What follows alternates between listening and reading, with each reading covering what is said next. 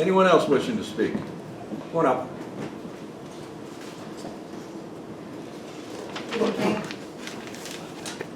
My name is Amelia Finney. I'm not a Quincy resident, but I'm the business representative for the carpenters in Quincy. So I represent hundreds of carpenters who live in Quincy. I'll be brief. Boston Property Development also did a building in front of this property at 999 Hancock Street. And I just kind of want to bring it to your attention. You know, sometimes we overlook the contractors that are used on these projects. And on that particular project at 999 Hancock Street, I had several workers who came to me because they hadn't gotten paid on the project. They since then, to my knowledge, have gotten paid. We went and filed a mechanics lien on the project, and the workers were paid.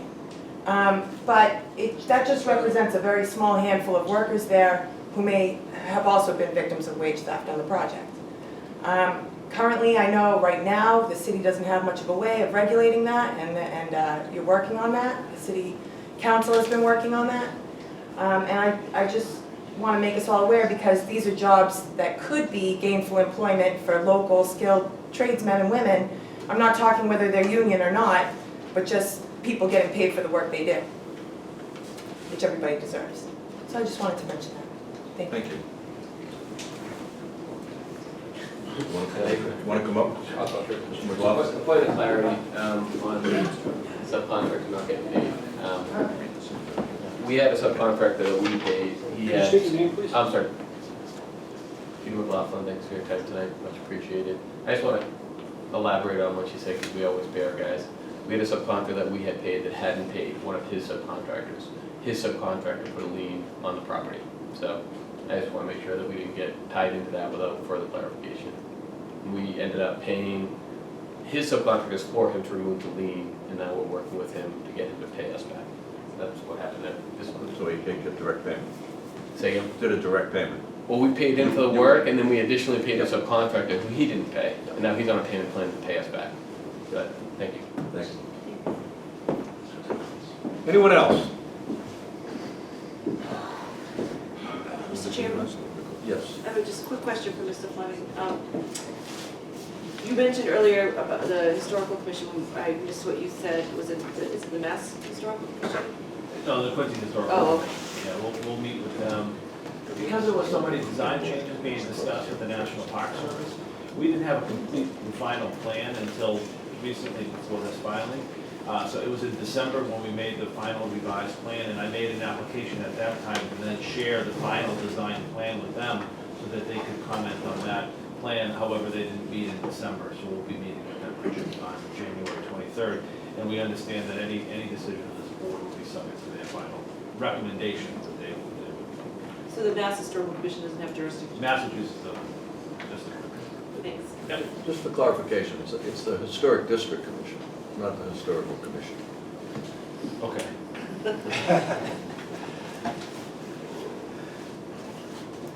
Okay, again, third and last time, anyone else wishes to speak? Come on up, Jim.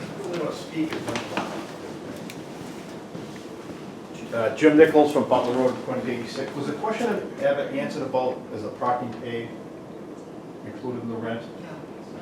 That was not answered. That's going to be my bone of contention, because I think we have an issue with the Hamilton Executive House where it's a paid parking. I think it's $75 a month, and with the benefit, well, the people that avoid paying that parking fee park on the area streets. I'm on Butler Road, so I see it at the end of Butler Road near the Central and the Dorothy Quincy House, and from what I understand, it happens in all the other neighborhoods, including the neighborhoods behind here. So I have a tremendous problem with parking not being, you have adequate parking, but if people are going to pay it, they're paying $2,200 or $2,300 a month rent, and they can save $75 or $100, they're going to do it. And that's the issue that I have with it, because we're getting inundated with the apartments that are around this area in the new building. And Central's not even on board, but I think they have adequate parking. I'm sure they're going to park there, but that's an issue that I wish could be answered, because it's not enforced and it's being abused right now.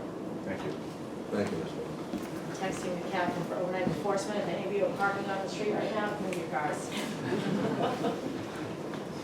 Okay. Third third and last time, come on up, Mary Ann.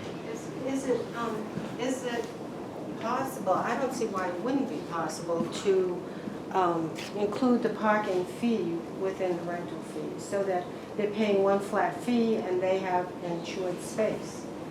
We have a trolley transportation system that we run for thousands of visitors, and if we charged the visitor to ride the trolley, we would have nobody riding the trolley. They would refuse to pay, they'd take their own car. So as a result, we have the trolley fee within the ticket price, and therefore we have thousands of visitors who get on the trolley and leave their car in the parking garage, and that takes thousands of cars off of the city streets. So I advocate for incorporating that, because people will feel they're getting something for nothing, even though they aren't. Thank you. I'll try it again. Third and last time. Anyone else wishing to speak? Seeing and hearing none, I have a motion to close the public hearing. So moved. Oh, yeah, the director, planning director reminds me. Anyone who hasn't spoken or wishes to be recorded in favor or in opposition will have sheets over on the side on the windowsill. I'm sorry. Okay, there was a motion. Was there a second? Second. Close the public hearing. Second. Discussion. All those in favor? Aye. Mr. Stevens. Okay, good evening, Mr. Chairman and planning board members. Just for the record, I want to note that Superintendent Marion Peak did supply this board with a letter tonight. I marked that as Exhibit 1, and it'd be included with the record for this case. And the photos that were submitted by the resident, those are Exhibit 2, and those will also go in the case file for this case. I believe with all the testimony given, I have prepared a affirmative recommendation to approve this project. I'd be more than happy to read the conditions for approval. Okay, the department recommends that the board vote to approve the site plan review in accordance with the Quincy Center zoning ordinance, section 9.5.1, and issue a special permit under section 5.1.17, parking waiver subject to the following special conditions. The applicant is subject to the City of Quincy inclusionary zoning ordinance and shall be responsible for adhering to the decision of the Quincy Affordable Housing Trust Fund Committee for this project. Number 2, the applicant shall appear before the city's Historic District Commission and shall be responsible for adhering to the decision of the commission for this project. The applicant shall continue to work with the National Park Service during this effort. Number 3, the applicant shall continue to work with the MBTA to ensure that the construction of the proposed building along the MBTA Red Line tracks does not interfere or adversely impact the operation of the line. Number 4, the applicant shall adhere to all comment letters issued by the city departments and peer review consultants, including the Inspectional Service Department review letter dated October 19th, 2016, the Health Department review letter dated October 17th, 2016, regarding stormwater operation and maintenance, rodent control, environmental control, and demolition. The Department of Public Works review letter dated December 13th, 2016. The city's engineering peer review consultant, Beals and Thomas review letter dated January 10th, 2017. The city's traffic peer review consultant, Vanessa and Associates review letter dated December 12th, 2016. In the city's traffic engineer letter dated January 11th, 2017. Number 5, prior to the issuance of an occupancy permit, the applicant shall provide the planning department with a fully executed lease agreement which shall provide for the exclusive use of 7 parking spaces on the property known as 7 Thayer Street for a period of 5 years. Upon the expiration of the 5 years, the planning department will review the use of these spaces and determine whether an additional time is needed for the use of that parking spaces. If the planning department determines that there is continued need for these spaces, the applicant will forthwith provide the department with an executed 5-year extension of that lease. Number 6, the applicant shall submit to the Director of Inspectional Services a copy of the revised stormwater plans that are part of this decision to determine whether the order of conditions DEP number 059-1378, issued by the Conservation Commission on September 7th, 2016, needs to be amended. Number 7, the applicant shall be required to obtain any necessary sewer connection and street opening permits from the Department of Public Works prior to the issuance of a building permit. Number 8, the applicant shall submit a construction management plan to the Inspectional Services Department at the time a demolition permit and the building permit application is filed. Number 9, the applicant shall develop and submit a dust control plan to the Department of Health for review and approval prior to any site activity. Said dust control plan is to be implemented during any site activities to ensure compliance with state air quality regulations. Number 10, the applicant shall develop a erosion control contingency plan prior to the commencement of construction activities on site, which will include the name and contact information for an on-call pest control company. Said rodent control plan shall be developed and submitted to the Department of Health for review prior to obtaining their building permits. Number 11, upon completion of construction and prior to the issuance of certificate of occupancy, the applicant shall provide the city with a check in the amount of $25,000 to be used for roadway improvements. Number 12, upon completion of the project, the applicant shall furnish to the Planning Department and City Engineering Office the digital file as-built plans showing all utilities, building footprints, reference bounds, and benchmarks defining the total site, facilities, and right-of-way. Number 13, the hours for construction activities and delivery of materials will be as follows. 7 a.m. to 5 p.m. on Monday through Friday, 8 a.m. to 4 p.m. on Saturday, and all construction and deliveries shall be prohibited on Sunday unless same are approved by the Chief of Police for Sunday activity. That would be the conclusion of my recommendations. Board members, any questions? I don't have a question, I have a comment, Bill. Before we take our vote, I just want to be known that I'm against this project. I think it's way too dense for this street. And the roadways, as mentioned earlier, are one way that I think that needs to be addressed before we approve a 60-unit development on that street. Any other comments from the board? The only thing I would add is under condition 5, where you release of the fully leased, executed lease agreement, I would ask that that be attached to the decision. So then when it gets recorded, it's part of it.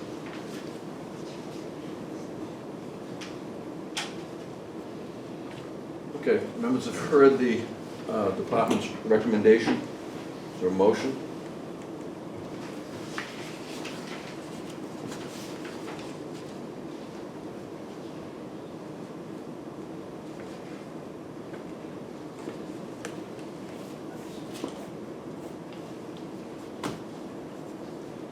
I'll ask again. Is there a motion? Hearing none.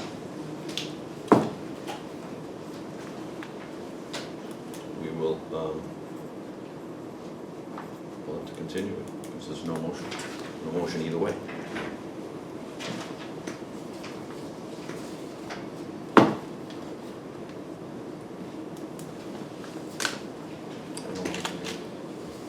Motion to continue to February then.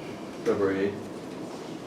Okay, motion's been made to continue it to February 8th. Is there a second? Discussion? All those in favor? Aye.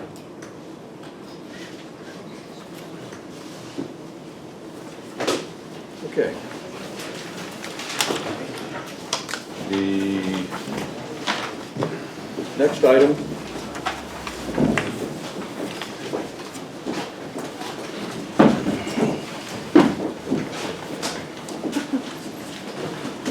is the 151 Hancock Street.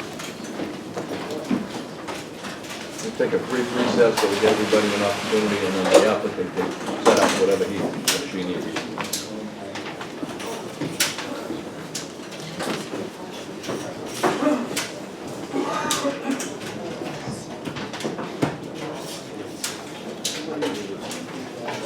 They'd have to let us do it. There is a process.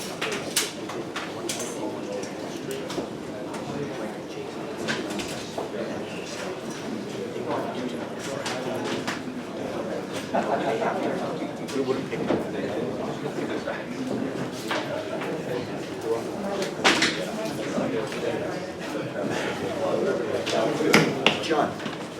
you got off?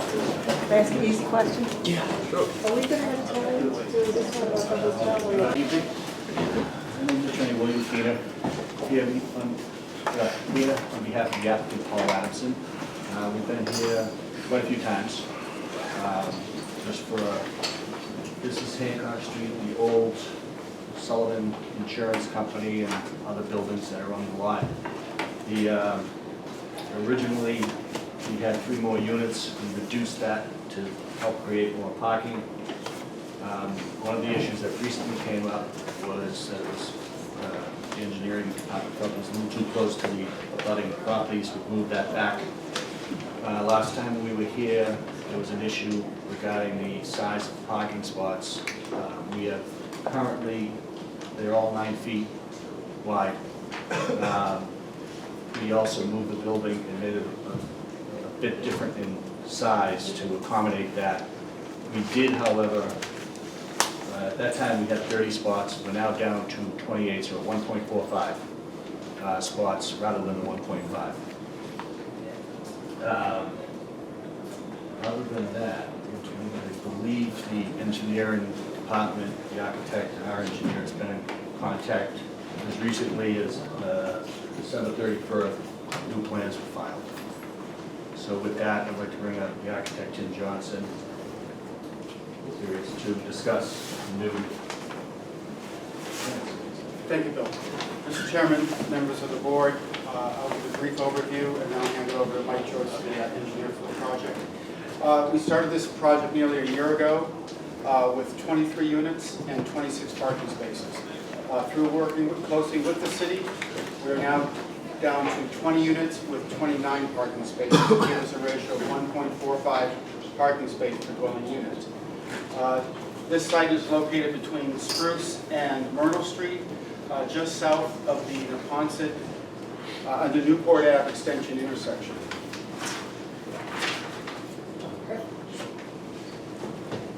So here is Hancock, Myrtle Street, and Spruce Street down here. Our main entrance is, we have 2 entrances. The main entrance, pedestrian entrance, is off Hancock. We also have a secondary entrance off Myrtle Street. Both entrances are handicap accessible. We have our south garage entrance off Hancock. It is an 18-foot wide door to allow 2-way traffic. So we're trying to minimize any disruption to the traffic flow on Hancock Street. We have a secondary, our north garage location, or entrance rather, is off Myrtle Street. And also that is where our trash room is located. We did submit a trash management plan, so all trash and deliveries will be off Myrtle Street again to minimize any disruption to Hancock Street. This is, as I mentioned, 20 units. It's a 4-story, 20-unit building, 29 parking spaces. All floors are accessible by an elevator. These will be 2-bedroom, 2-bath units, approximately 1,100 square feet. As Attorney Keener mentioned, we have reconfigured the parking spaces. They are all 9 feet wide by 18 feet, which is required by the city code. And we also pushed the north building toward the street 3 feet to provide a 3 to 5 foot buffer around the property next to abutting properties. And with the latest foundation systems, we feel confident that we're going to minimize any disruption to the abutting properties. And my client works well with abutting properties to make sure that their concerns are heard and that we take care of any problems on site that may occur. Again, real quick, this is built under the Stretch Energy Code, which is 20% more energy efficient than current code. We follow the Dark Sky Initiative. All our lighting will be downlit and shielded to minimize light pollution. Our project architect, Catherine Orchek, spoke recently with Paul Franz at Parks and Forestry. The trees we're using will be a hornbeam species, which is used throughout the city. And Paul Franz worked closely with our landscape architect. And in closing, our traffic study, briefly the executive summary, says increased traffic volume on Hancock Street intersection is expected to result in virtually no noticeable increase in delay due to this project. Where the delay comes from, the traffic engineer went on to say, is heavy morning traffic at the Newport Ave extension intersection is where most of the traffic or backups will occur. So that is a quick overview, and I'll hand it over to Mike Joyce, the civil engineer for the project.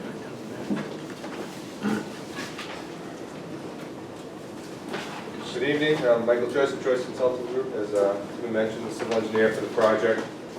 Since you've seen the project last, there hasn't been a whole lot of change from the civil design standpoint. Still all new water, sewer, gas, utility connections. Proposed drainage system will result in a reduction in all the 2, 10, 25, and 100-year storms.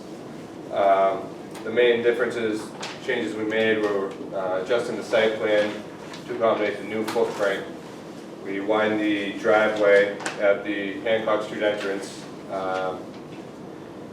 provided a handicap accessible entrance along Myrtle Street, and then shifted the street trees. They were at the back sidewalk. Through conversations with the city, they prefer to have them along the street, along the back curb, and provide pedestrian access behind the trees. We've also added some details in the detail section for handicap accessible pedestrian ramps at the Myrtle Street, Hancock Street entrance. That's really about the extent of the changes from the civil standpoint. Thank you. Any questions? Just one question, and Sure. perhaps I missed it, but pedestrian safety features coming out of the garage, could you just remind us what those are? I don't know that we provided you with any information on that, so Tim, I don't know if you have some Yes, information on that. yes. We'll be using a red strobe, so Okay. as the garage doors open, the strobe will actuate.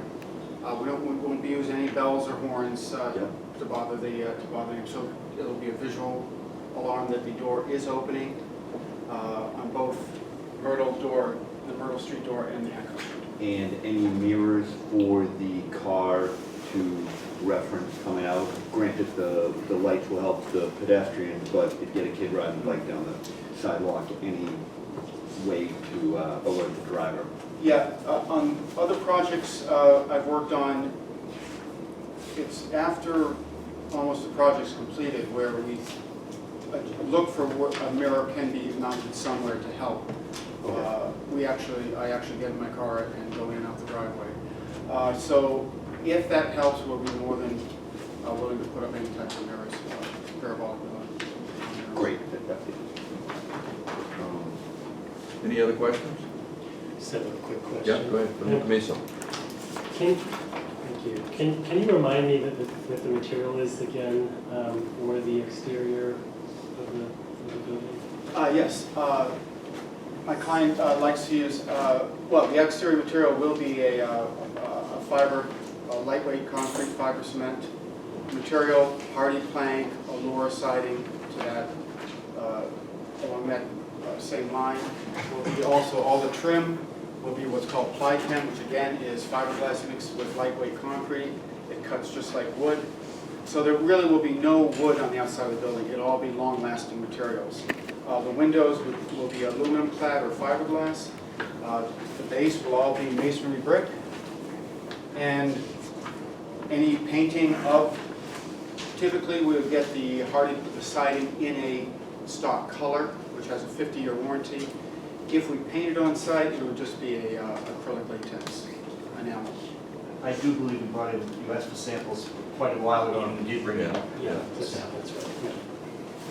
Thank you. Any other questions? Yes, I have two, Mr. Chairman. Go ahead. One follows up my colleague's question about exiting on Hancock Street there.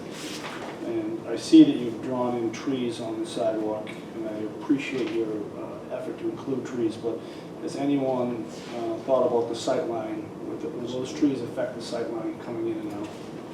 The traffic engineer has required, city traffic engineer, that the canopies be higher than 6 feet.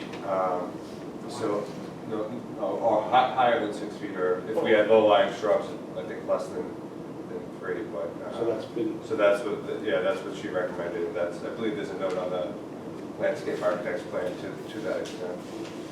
And we've also provided a 20-foot wide aisle in the north garage, the south garage, Yeah. that the door borders on Hancock, so the cars will always be going out front first, exiting the garage. No backing out of the garage. and my second question is, I believe the applicant owns the property next door. Is the intention to develop them at the same time? Oh, across the street, 135? No, No, he owns, side by side. on either right? side, one's already developed, and I'm not sure, are you gonna start? I'd like to. More than like to, it's more cost effective if they can do that. But the old Ritz Hotel's already completely done, and The car dealership or something? the car dealership is the other one that's going to be done.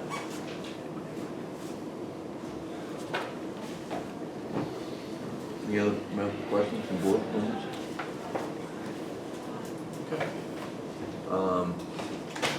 It is a continued public hearing. Anyone wishes to speak? Come on up, identify yourself.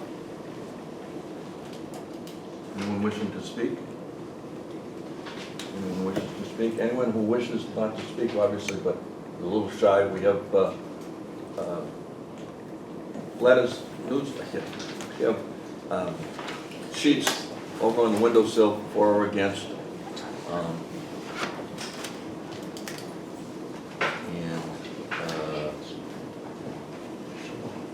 That concludes your presentation? Yes, it does. Peer review is, well, I didn't say, Jim, you want to come up? Peer review.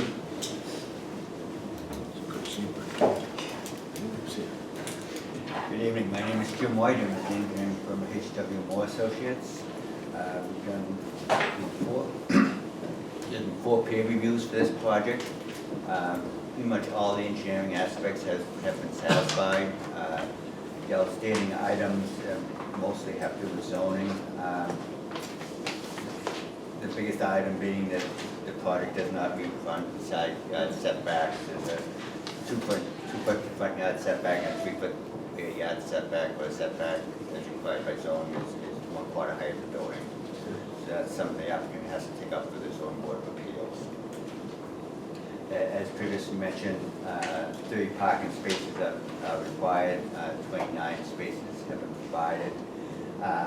The parking spaces are 9 feet wide, except some of the spaces are impacted by columns. You know, the columns aren't located where you open your doors, so the parking spaces, even though they impact by a 1/2 foot side by column, it's not, I believe the parking still works properly. One of the things I've been requesting I haven't received is that you really need an accurate property survey when you do a site plan. Make sure your property lines are in the correct location. We received a stamped copy of the survey which showed distances along property line, but not bearings, not any angles. And that's something that could be submitted at building permit time. But that's something that's normally submitted during the initial site plan review.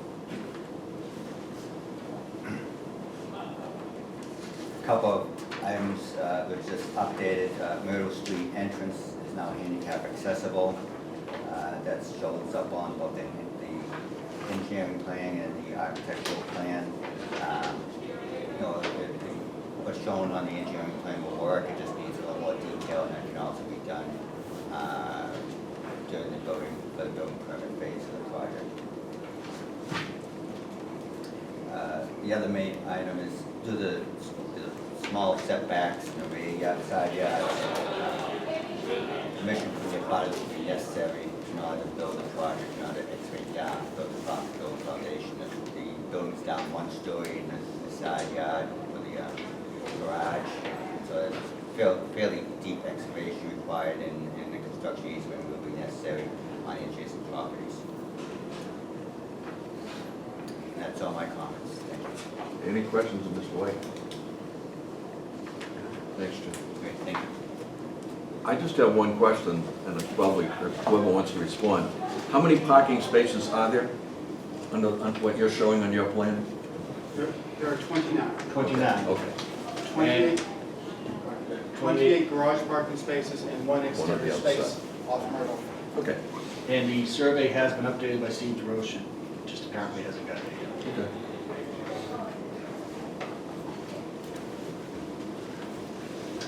Okay, we have a motion to close the public hearing. So moved. Second, all those in favor? Aye. Mr. Stevens.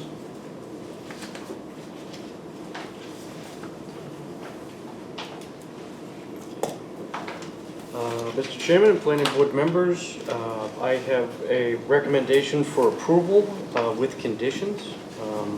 Planning department recommends that the board vote to approve site plan review in accordance with Quincy's zoning ordinance, section 9.5.1, and issue a special permit under section 5.1.17 parking waiver, subject to the following special conditions. The applicant shall obtain all necessary variances from the Zoning Board of Appeal. Number 2, the applicant is subject to the City of Quincy inclusionary zoning ordinance and shall be responsible for adhering to the decision of the Quincy Affordable Housing Trust Committee for the project.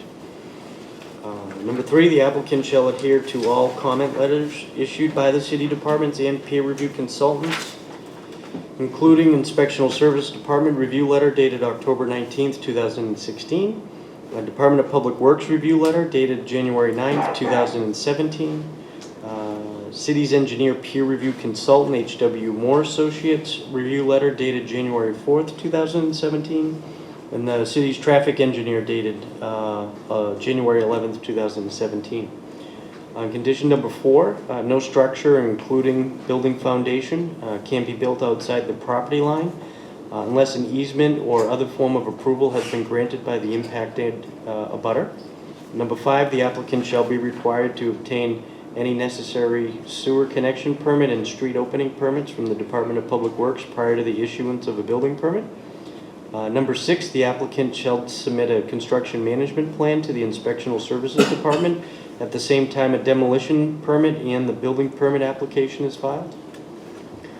Number 7, the applicant shall develop and submit a dust control plan to the Department of Health for review and approval prior to any site activity. Said dust control plan is to be implemented during any site activities to ensure compliance with state air quality regulations. Number 8, the applicant shall develop a rodent control contingency plan prior to the commencement of a construction activities on site, which will include the name and contact information for an on-call pest control company. Said rodent control plan shall be developed and submitted to the Department of Health for review and approval prior to obtaining their building permits. Number 9, upon the completion of construction and prior to the issuance of certificate of occupancy, the applicant shall provide the city with a check in the amount of $15,000 to be used for the repair and or installation of the pedestrian walk signal system located on Hancock Street. Number 10, upon completion of the project, the applicant shall furnish to the Planning Department and City Engineering Office the digital file as-built plans showing all utilities, building footprints, reference bounds, and benchmarks defining the total site, facilities, and rights-of-way. And number 11, the hours of construction activities and delivery of materials will be as follows: 7 a.m. to 5 p.m. Monday through Friday, 8 a.m. to 4 p.m. on Saturday, and all construction and deliveries shall be prohibited on Sunday unless same are approved by the Chief of Police for Sunday activity. That concludes my recommendations. Any questions for Mr. Stevens? Okay, the motion? Motion to approve. Second? Discussion, all those in favor? Aye. Opposed? It's unanimous. Thank you.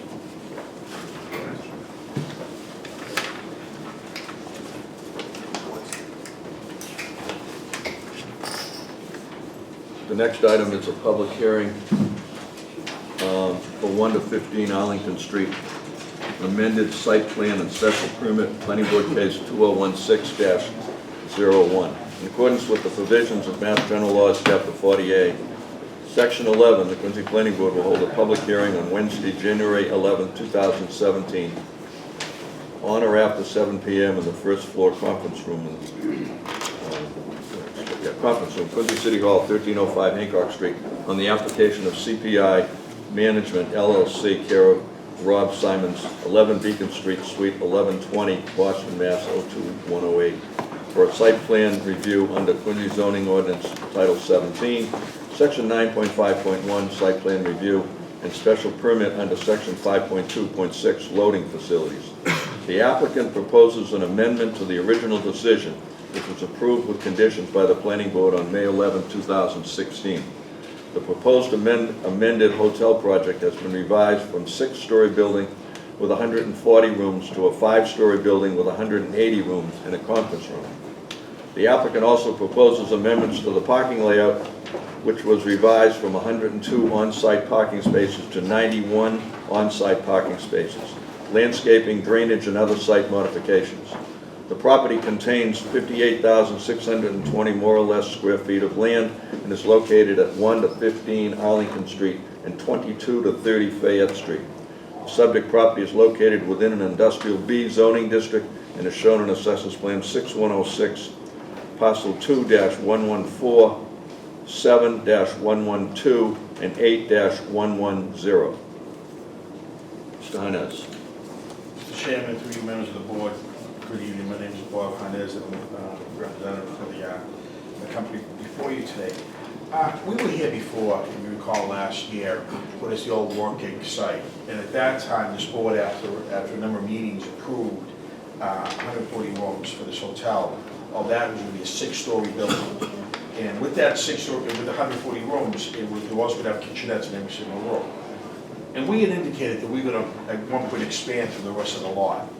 Prior to breaking ground, prior to passing, what they've indicated they wanted to do when we presented the board, everything we want to do is actually reduce the height of the building from the 6 stories to the 5 stories. And what they're going to do is add, actually, they're going to add, from 140 rooms, they're going to add another 40 rooms. So it's going to be 180 rooms. Now, you can actually do that. Here's how they're doing it. You're saying, where do you get the space? What the changes are. What they plan on doing is this. The open area, the first floor, which is approximately 1,795 square feet, will now be enclosed. That's where cars used to go. And they also plan on going from the 2nd to the 5th floor. They plan on going down 6,600 feet down Arlington Street. So what's actually happening is they're lowering it and spreading it out. So as far as the parking ratio, as this board knows, the parking ratio that's allowed is 0.05 per unit. Per, I know 0.05 is an awfully small parking spot. It's a matchbox, but anyways, it's 0.5. And what we have right now is, we're actually at that limit. Now, I did meet with the planning department, and one of their concerns, and rightfully so, was, are these spots according to what's outlined, what's required in the city of Quincy? And they are in fact. And I spoke to them yesterday, and they are in fact the size as allowed by the city of Quincy, as required by the city of Quincy. So they still, with regards to parking, they still meet what's required for that use, which is 0.5 per unit. So they actually meet everything. The change is really a change where we're going from 140 to 180. We're lowering the building. We're going down Arlington Street, which is the main street down there. As far as the engineering process is concerned, there is no major engineering issue here. They're just going to go forward as they were before. They are going to be moving the trash bin from where it was to more toward Arlington Street for easier access. Now, they've already gone for the Conservation Commission for the prior hearing. What they've done here is actually went to Jay Duca. Jay Duca looked at it, treated it as a minor modification, and just renewed the Conservation Commission permit just on his own, thinking it's okay. So they don't have to go to Concom anymore. We're here now for those changes. We feel that though they are, well, what they consider minor, I can see the board may consider is more than a minor change, but it's making better use of the property, it's bringing the height level down, it's expanding it down the road, but in fact, it's not impacting anything. And if you look at the traffic issue, the traffic, it's proposed that the traffic would be, I think, 23 cars at a day change, which is it's a very minor change. It was a traffic study done on that, we have the traffic engineer here. So the change regards to traffic is very minor also. But one of the things we brought here, and the zoning board was out on too, is the kitchenettes. There was some strong concerns about the kitchenettes, because every single 140 rooms had kitchenettes. They reduced that number now. Out of 180, only 9 are gonna have kitchenettes. They think it's more gonna be they know it's gonna be a lot of the business people there, that's why the kitchenettes are there. But after doing studies, they realized they should have less kitchenettes and more just for work people, coming and going for shorter terms. That's what we have, and that's the building right there, as you can see. Prior to that, there was a floor up there isn't now, it's been lowered. I'm not sure if you have the past application, which showed the actual 6 stories, but this one is gonna be just 5. We'll ask the board to consider it. I know that there are, that we've gone through this whole process before.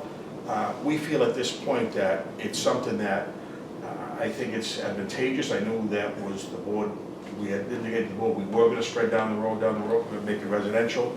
After studies, they thought it was better to go this direction. So we're asking the board to take a look at this and come up with an approval. Okay. I do have, again, the traffic engineer, and I have the manager. What is the decrease in the overall height of the structure now? What's the question, sir? That's the height. How much did it decrease? 1 story, so what's the top story decrease? Yeah. It's about 12 feet, about 13 feet. I think we have on the elevation, the updated site. So you didn't add any height to It's the... 64 feet to the roof. No, we didn't need any height to the building. No, everything came down, an entire story. If I understand that piece, but you didn't add height to the other stories. You're just literally chopping off 1 story. Exactly. And what was the parking prior to this? Was it 90? No. We had about 102 parking spaces. 102? Yeah, and that was always because it was excess. We always talked about phasing the project, doing phase 1 then phase 2. You know, as early as this year, now that we're here, we decided to go forward with phase 2, which is the additional room. So we always had excess parking on the site. Thank you, Mr. Chairman. Just had a couple questions. When this was before the board last, I think that we were all very favorable to this, new development on the West Swanham corridor, and, I'm still very much in favor of this site being developed. Are we any closer to understanding what flag is going to fly at this property, what kind of hotel it's going to be? I remember last time it was either a Marriott or a Hilton. Want to make sure we haven't deviated from that. No, we've actually been talking with the International Hotel Group and Marriott. So those are the two we've been talking to. And, we had Ian Kane come around to some of the other hotels that we've worked on. And I don't know if any of you guys came as well, but just showed us the different hotels we've done. And he was very happy, very satisfied with the work. Okay. And the bar that's going to go into the lobby, is that going to be something of a size that would actually entice people to come and stop in and use it, not just like a, Absolutely. We've actually grown it a little bit. That's where Bob was talking about the floor been growing a little bit. It's more keys, a little more seating area, a little more comfy bar seating area, restaurant seating area. And that's going to be right along here. So it's going to be an inviting, almost a lantern, inviting people in. So yes. Great. Yeah, I think it's a good improvement. There's a growth on the bottom floor. They've actually spread out another 1,700 feet, a little over 1,700 feet, to make room for it and make it more inviting for the public. Great. And one question that may not be for the applicant, but it would just help me to understand. Next door, there's been a property that's been abandoned since, I think, the year before I was born. What It was only a couple of weeks ago. is there any hint of what may happen there?